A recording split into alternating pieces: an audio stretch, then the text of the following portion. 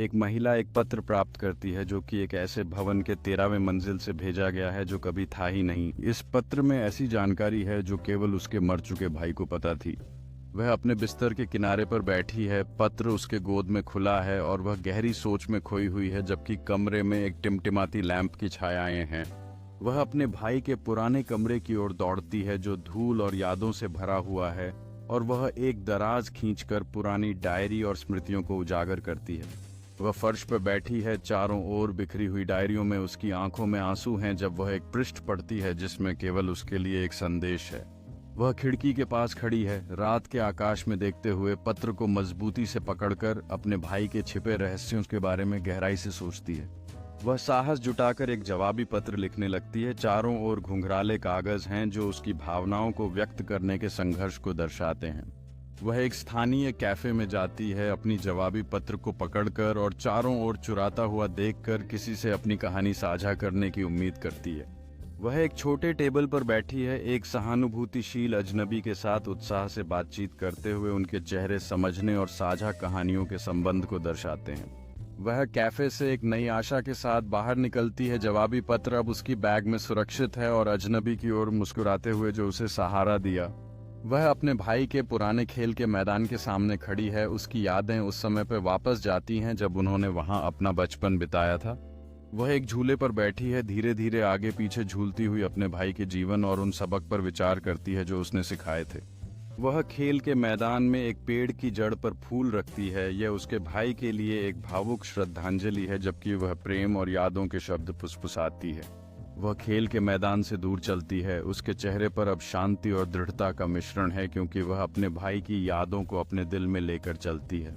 वह अपने घर के डेस्क पर बैठी है। इकट्ठे किए गए डायरियों के चारों ओर उसके चेहरे पर दृढ़ संकल्प है, क्योंकि वह अपने भाई के जीवन के बारे में एक किताब लिखना शुरू करती है। वह अपने लैपटॉप पर उत्साह से टाइप कर रही है। स्क्रीन की रोशनी उसके ध्यान मग्न चेहरे को उजागर करती है, क्योंकि वह अपने भाई की कहानी में अपना दिल डाल रही है। वह एक आईने के सामने खड़ी है, ध्यानपूर्वक अपने बालों और कपड़ों को व्यवस्थित करते हुए एक पुस्तक हस्ताक्षर कार्यक्रम के लिए तैयार हो रही है, जो रोमांचक और चुनौतीपूर्ण दोनों लगता है। कार्यक्रम स्थल लोगों से भरा हुआ है। हवा में उत्साह का माहौल है, क्योंकि उपस्थित व्यक्ति उसकी किताबों से भरे टेबल के चारों ओर इकट्ठा होते हैं, उसकी कहानी सुनने के लिए उत्सुक हैं। वह अपनी किताब की प्रतियों पर हस्ताक्षर कर रही है। उसके चेहरे पर एक गर्म मुस्कान है, जैसे वह हर पाठक के साथ बातचीत कर रही है, अपने भाई के बारे में व्यक्तिगत किस्से साझा कर रही है। वह एक टेबल पर फूलों और उपहारों के साथ बैठी है। उसके चेहरे पर आभार का भाव है, जैसे वह उन संबंधों पर विचार कर रही है जो उसने अपनी किताब के माध्यम से बनाए हैं। वह कार्यक्रम स्थल के बाहर चल रही है। एक गर्म सूर्यास्त उसकी चारों ओर सुनहरे रंग की छाया डाल रहा है, जैसे वह उस दिन की सफलता को अनुभव करने के लिए एक क्षण लेती है। वह रात के आसमान में चमकते सितारों की ओर देखते हुए अपनी यात्रा पर विचार करती है। एक संतोष का अनुभव उसके ऊपर आता है। वह एक बार फिर अपने डेस्क पर बैठी है, पाठकों से प्रशंसा के पत्रों से घिरी हुई है। उसका दिल गर्व और खुशी से भर जाता है जब वह उनके दिल से संदेश पढ़ती है। वह अपनी किताबों से भरे एक शेल्फ के सामने खड़ी है। उसकी मेहनत के फल को देखकर संतोष का अनुभव हो रहा है। वह एक आरामदायक कैफे में एक साथी लेखक के साथ हंसते हुए बातचीत करते हुए देखी जा रही है। दोनों अपने लेखन के अनुभवों पर गर्मा गर्म कॉफी के कप के ऊपर चर्चा कर रहे हैं। वह एक स्थानीय पुस्तक की दुकान के माध्यम से चल रही है। उसकी आंखें चमकती हैं जब वह देखती है कि उसकी किताब प्रमुखता से शेल्फ पर प्रदर्शित है, अन्य लोकप्रिय शीर्षकों के चारों ओर। वह एक लेखन कार्यशाला की मेजबानी कर रही है, महत्वाकांक्षी लेखकों को व्यायाम के माध्यम से मार्गदर्शन करते हुए। उसकी उत्साहजनक ऊर्जा उनके लिए प्रेरणादायक है।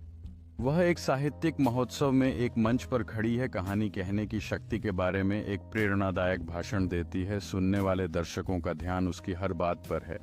वह एक स्थानीय स्कूल में बच्चों के एक समूह से घिरी हुई है जो अपने किताब को जोर से पढ़ते हुए उनके आंखें आश्चर्य और उत्साह से भरी हुई हैं।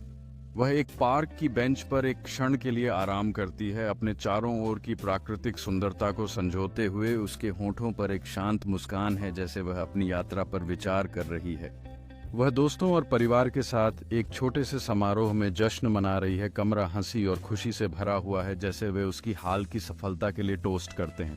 वह एक पुस्तक हस्ताक्षर कार्यक्रम में दर्शकों के सामने खड़ी है। उसके चेहरे पर खुशी की चमक है, जैसे प्रशंसक अपनी अपनी प्रतियां साइन कराने के लिए लाइन में खड़े हैं।